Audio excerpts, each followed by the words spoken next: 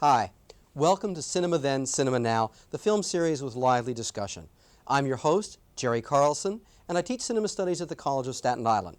Today, we'll be seeing Andrei Tarkovsky's first film, Ivan's Childhood. Made in the Soviet Union, this is the story of how a young war orphan becomes a scout for the Soviet Army. Our guest today, to discuss the film afterwards, will be Professor Louis Menashe from Polytechnic University and Professor Leonard Quart from the College of Staten Island. I hope you enjoy Ivan's Childhood.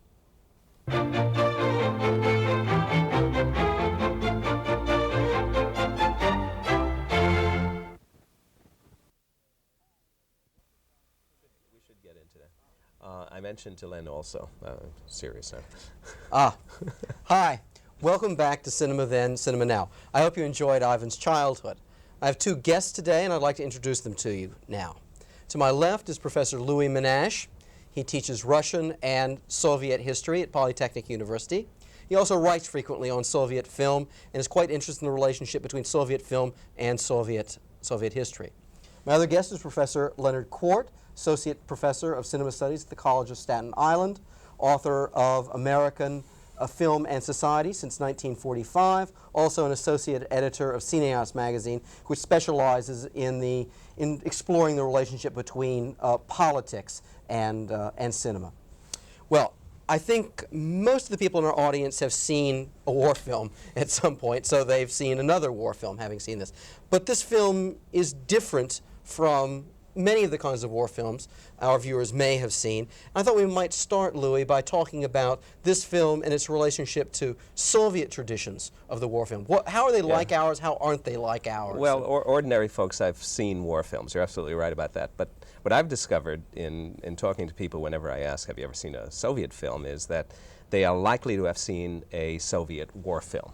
A lot of films have, ever since 1944, when the Soviet film The Rainbow won an Academy Award, have come through the United States. Films like Ballad of a Soldier, The Cranes Are Flying,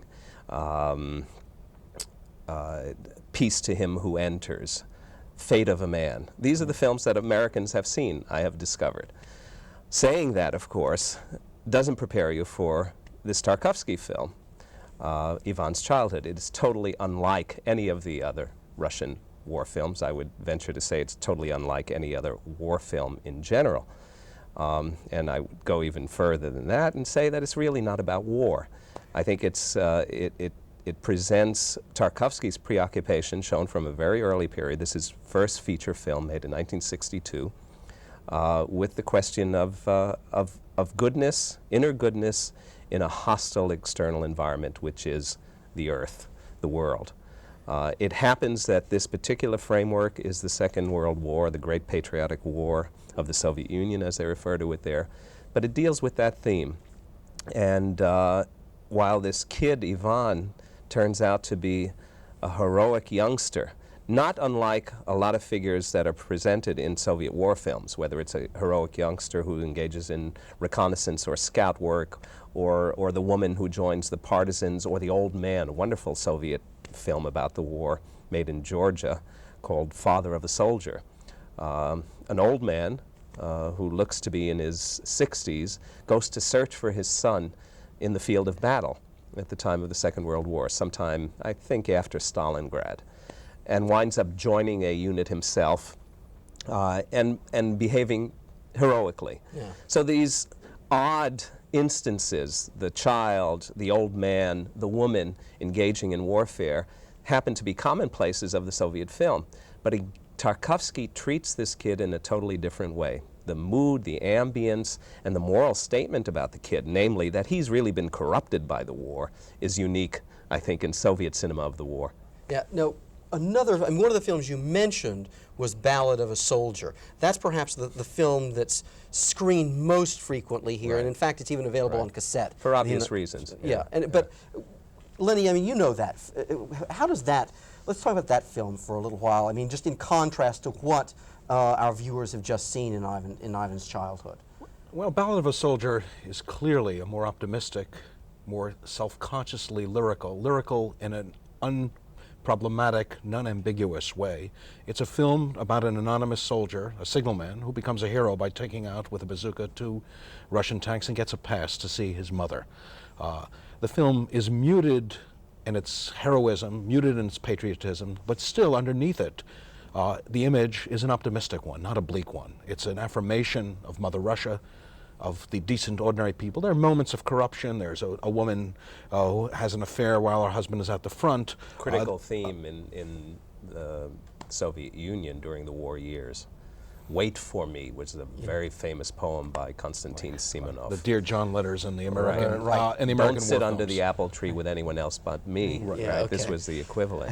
You're quite right to point that out in the film. There's a guard who is corrupt. There are moments of corruption, but essentially the people, it has that popular front, Mission to Moscow, North Star, American, 40s filmmaking, Warner Brothers filmmaking, where ordinary people, if not larger than life, all convey and project a kind of decency, courage, goodness, virtue, and sweetness. The mother is shot in tight close-ups and really is strapping and heroic. There are long shots of the wheat fields where the earth itself seems to have been made transcendental. There's a great deal of lyricism in the film, and shots of puddles with reflections in puddles, silhouettes of railroad workers knocking ties into the railroad tracks, tracking shots from a freight train of the birch trees and the sun peering through and penetrating the trees. It's interesting. All of these elements in one form or another appear in the Tarkovsky film, but again, transmuted, right? Wouldn't you say? Transmuted in that Tarkovskyan mode. He loves water. You talk about puddles in Ballad of a Soldier. Well, Tarkovsky deals in oceans, right? There's that whole sequence in the marsh when, you know, they're going out on that final mission. The images of nature can be darker. The darker. sound of water. He loves the sound of water, the look of water, and he's been quoted as saying he likes the idea of water because he thinks of water as the blood of the universe. Quote, the blood of the universe, unquote. And a Tarkovsky film can be identified by that signature.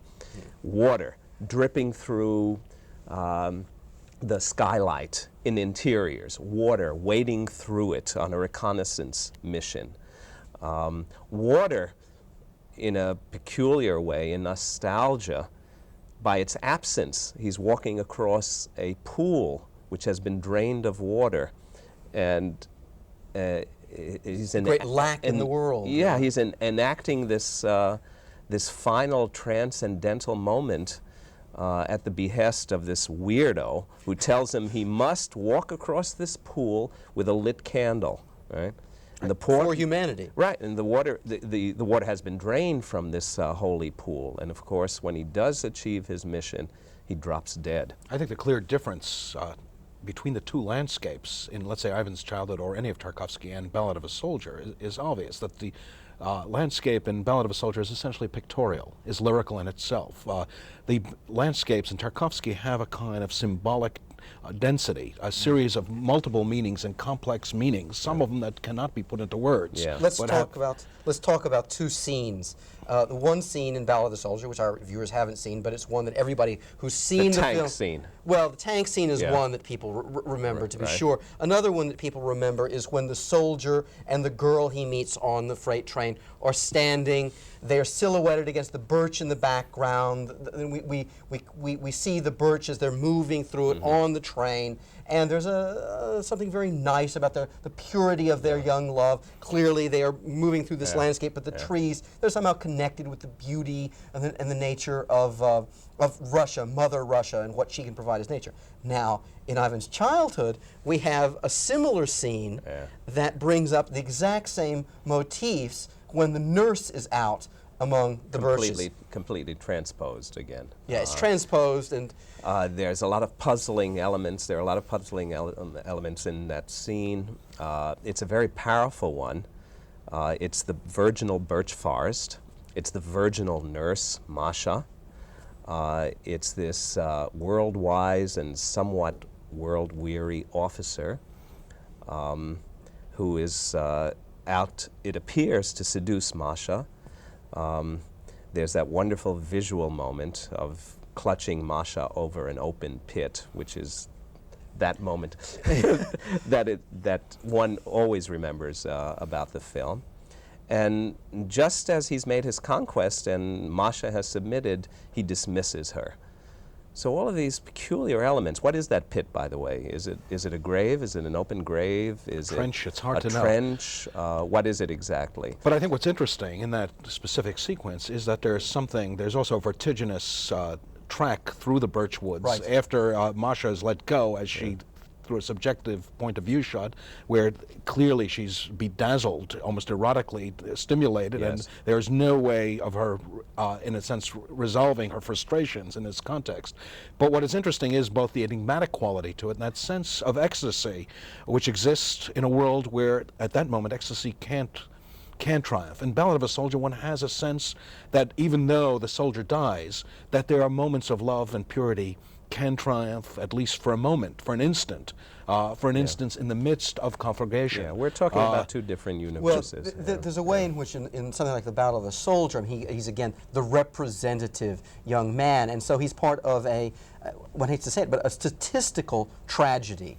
20 million, is it, Louis? 20 million? 25, perhaps, in some estimates. 25 million Soviet citizens died in World War II. So he becomes representative of those people who went away. But then we have those people who remained. In Ivan's childhood, what's so interesting is that Masha can't be made exactly representative of anything, nor can you reduce exactly the motives of the officer to he has a conflict between this and that. It all remains enigmatic in ways. These people are granted, these people are granted a form of subjectivity that, first of all, that we feel and have access to, but it also remains not decipherable. Odd in a movie which is much less subjective, Ivan's Childhood, than the later Tarkovsky works, because still Ivan's Childhood is one of the most conventional and probably the most accessible of Tarkovsky's oeuvre. The film which still has touches of socialist realism. But you're right, compared to Ballad of a Soldier, which is quality poster art. Well, what you mean by socialist realism is what? That it has a clear narrative, it has a clear set of positive heroes. The heroes are much less ambiguous, except Ivan, whose innocence clearly has been turned into a killer in the war. Key element. He's an innocent, courageous figure, but you can feel that here's a boy, for whatever reason, his mother's been killed, his father's been killed, is filled with a desire to embrace the war and enter into it, and immerse himself totally in the war. And there is no other life. He will not go to a school for boys, to a military cadet school. He wants to be on the front, and he is seen actually by the older soldiers as a kind of mythic figure, as a figure who is a super scout, like out of the old westerns, but a super scout that the love for war, from Tarkovsky's perspective, seems corruptible, seems part of the corruption of human nature, which is an integral part of the body of Tarkovsky's films. Tarkovsky is a director whose complexity probably is difficult to reduce to language and concept, because it remains layered in the images and the emotions of his work. Probably less interesting intellectually than he is emotionally and pictorially. But the work which is probably the way he wants to be understood, I think. He said that, in fact, in an interview. I think if his audience appreciates him at the pictorial and emotional level, then he has achieved his mission. I've seen sort of Philistine Soviet critiques of Tarkovsky. One interesting datum about where Tarkovsky stands now, of course, is he's living in the West. He's living in Paris. He wanted to go back to the Soviet Union. He considered himself a man of the Russian earth, who, if he had his options, I don't think would have chosen to defect. But he had a terrible time with Soviet bureaucracy about whether he was going to be allowed to extend his stay in the West or not. And finally, he cut the Gordian knot himself by declaring that he was leaving, and he was defecting.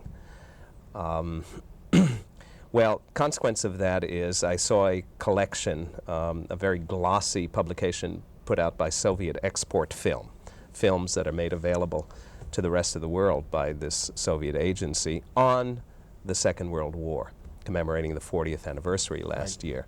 They made a big push to have Soviet films distributed on this topic.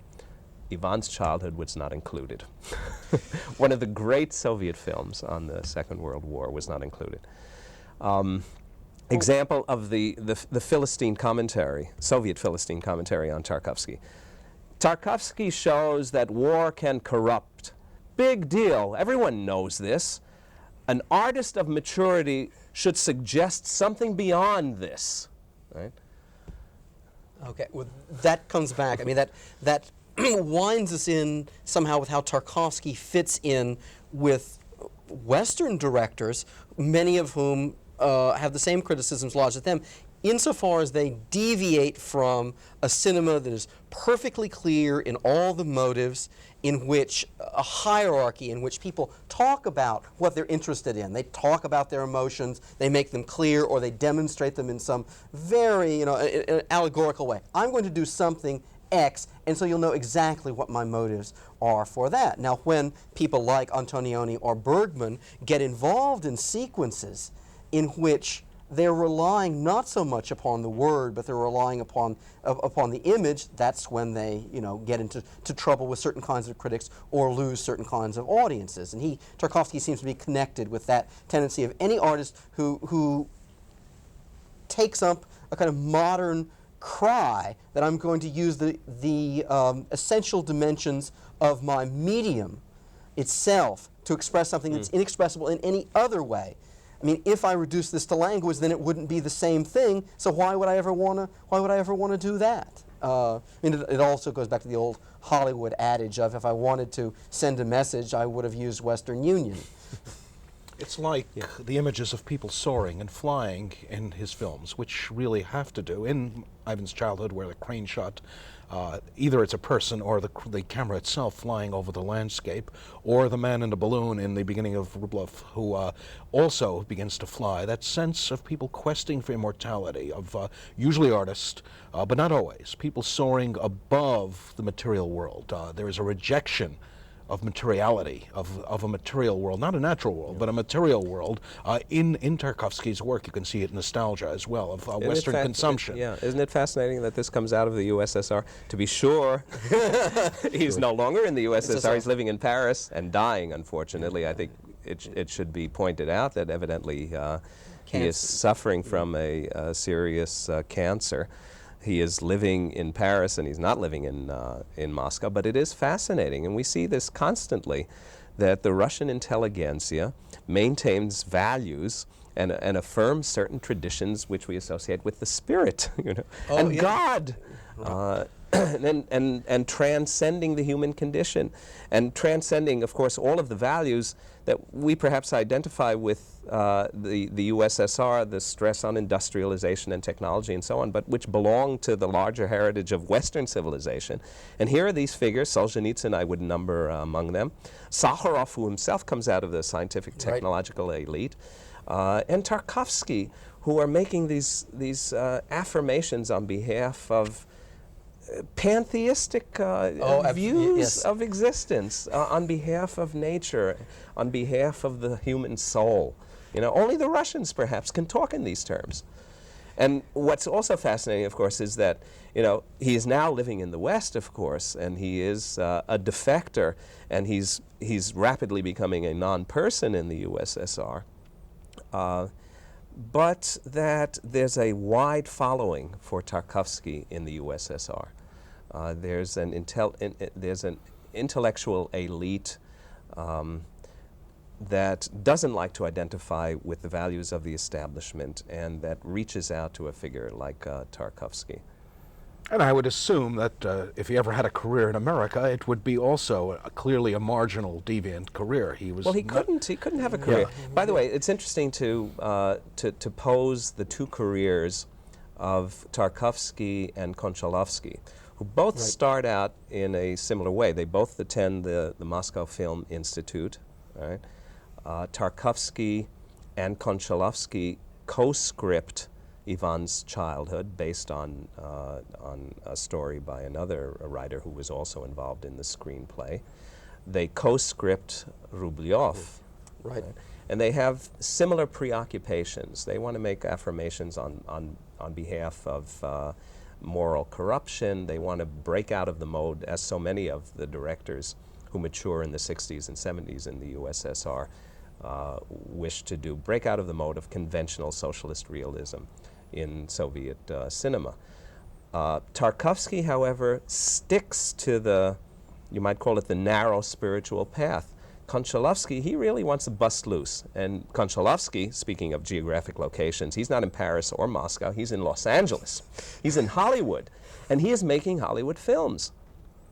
Now, there are a lot of similarities. There are certain preoccupations which a figure like Konchalovsky shares, I think, with Tarkovsky, but they've taken him in a totally different direction.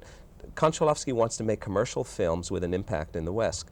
Maria's Lovers, a lot of sex and violence. Runaway Train, a lot of violence, no sex, so far as I could tell, unless we consider the thrust of the railroad. The odd thing about Konchalovsky's work also is that... And he's coming up with another one, too, I understand. That the strength of his work has to do often with the natural imagery and the tracks and the editing, the handling of action. That the weakness has to do with the scripts, at least in Runaway Train, that are grafted onto it. That when the scripts, which are a mixture of genre talk as well as vague, vaporous, philosophic, existential talk, begins to undermine the work, which just seen without dialogue would be extremely striking work, pictorial work, like Andrei Rublev, which is a brilliant work in visual terms. Fantastic overheads, very complex, dense compositions, which of 15th century life. A lot of mists. An awful lot of mist, which is water. Which is horses walking into the mist, almost mysteriously disappearing.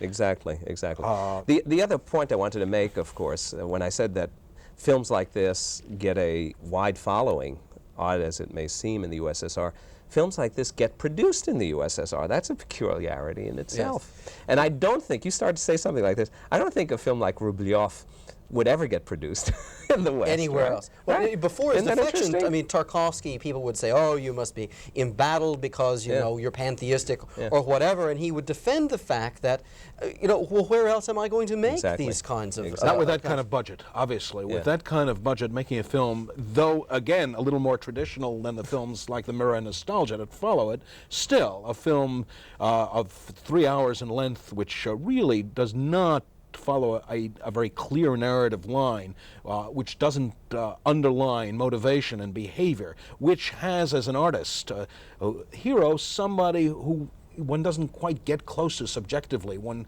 defines him in terms of his soul rather than in terms of his psychology. He becomes the archetypal artist rather than a particular person. Yes. Makes it difficult to be a commercial work. Right, It's very interesting because he is a director who emphasizes subjectivity, but most of the time when we think of subjectivity, unless we immediately think of psychology, exactly. But his notion is we're subjective, but we're spiritual.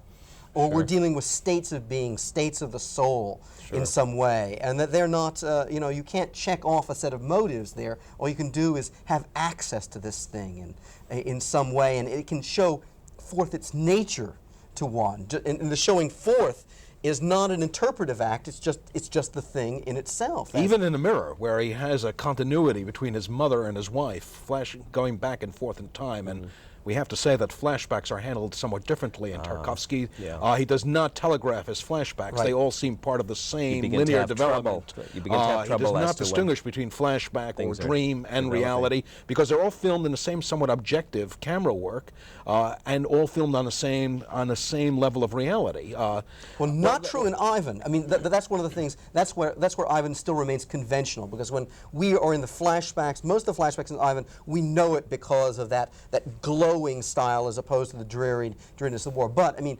that's the degree to which he's keeping to conventions in Ivan. And then after that, this whole notion of the unmarked flashback, the unmarked, is it a flash forward even in some things in the mirror? I mean, where are we in time becomes very problematic for Western viewers. But I don't think it's just a matter that we're Western viewers and the Russians would somehow understand catch. this, No, I don't think. I think he poses similar puzzles and difficulties to a Russian audience. The question is, where does this come from? I can't think of Tarkovsky without thinking Bergman. I can't think of Rubliov without thinking Seventh Seal. I can't think of some of his other works without thinking Fellini.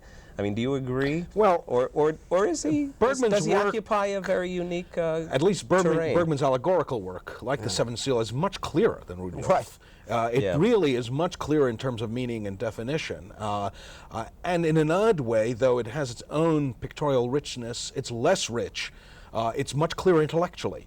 It's much more coherent on an intellectual level and probably less rich on a plastic level, on a purely compositional level than Rubliov and Tarkovsky's work. But there are clearly similarities and parallels in the images and the obsessions, plague, passion processions, a number of elements which are repeated almost imagistically, though I don't think there's any clear derivation between the two. Right. But it's clear that Bergman's work is less puzzling and less enigmatic. There are a couple of films of Bergman's that are open to the enigmatic, but much of Bergman's work has a genuine clarity. In fact, Bergman, in Scenes from a Marriage and one or two other films, has made films directly straight psychological realism, which I don't think Tarkovsky is capable of. No, there's also humor occasionally in Bergman. Flash. He's made humorous here films. and there. He's made humorous Nobody's films. putting out the Ingmar Here Bergman and joke there, book. here and there. You know. And there's certainly humor in Fellini, and there's certainly humor in Buñuel, to whom Tarkovsky is sometimes compared.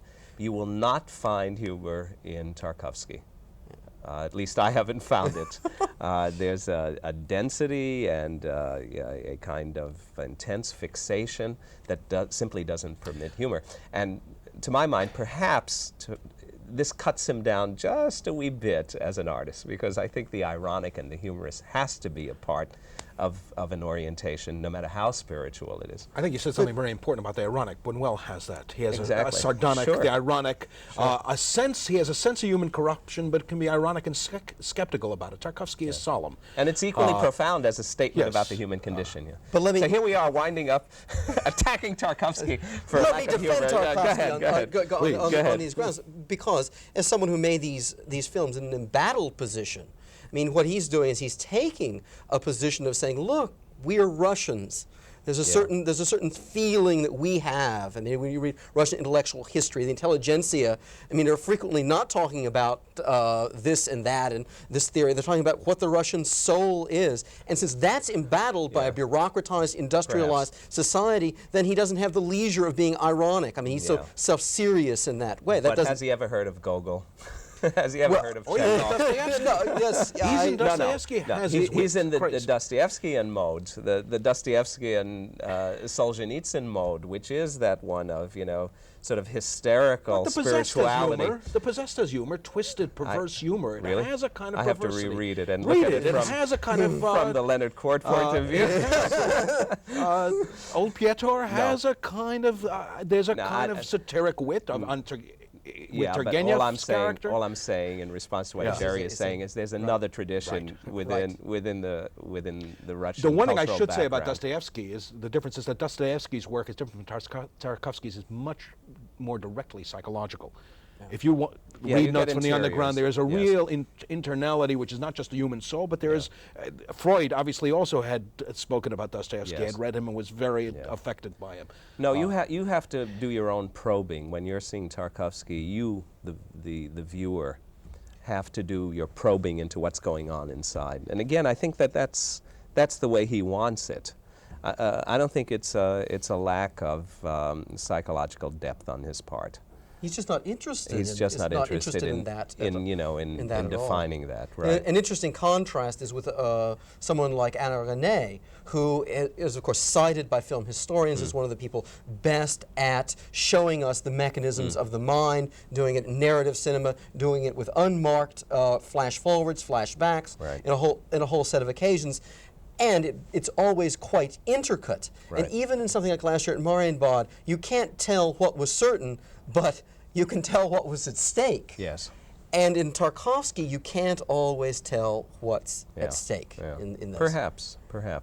I seem to, intuit what he's talking about. Now, I don't know whether it's an appreciation or a feel for the Russian sensibility or not, but well, maybe we're over-intellectualizing. Could be. In could the sense very that well what be. He's, as a form of lyrical artist, he simply wants direct access to certain forms of expression. And if we mediate that with this kind of critical discussion, which we're not exactly sure Tarkovsky would approve of in any in any case, maybe we're doing, this is exactly the kind of thing that would drive him crazy. He's like, if you're talking in these ways, maybe you don't understand. He has gone on record as saying, "Why do you insist on calling my films puzzles?" He's told audiences and critics. He says they're perfectly clear. What is exactly puzzling in Ivan's childhood? Are there particular sequences? Well, there's the scene in the birch forest. The birch forest is the only one that really is puzzling. Maybe when Ivan picks up a knife and begins to act almost ritualistically, sort of a Slavonic Rambo, I've got a great idea, gentlemen. Yeah. Why don't we leave it to those at home to do this, because we've run out of time. Give, so they can give them an address so they can write to us. I think that's a pretty good idea. Please explain. Yeah, I really would be interested in that. I think it's a pretty good idea.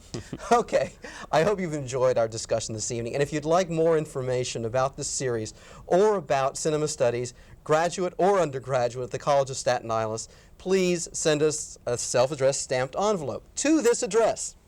That's Cinema Then, Cinema Now, the College of Staten Island, Staten Island, New York, 10301. Let me give you that again. That's Cinema Then, Cinema Now, the College of Staten Island, New York, 10301. Well, thanks for joining us here today, and I hope, as always, that our discussion here has led you to thought and discussion that you enjoy. Bye-bye.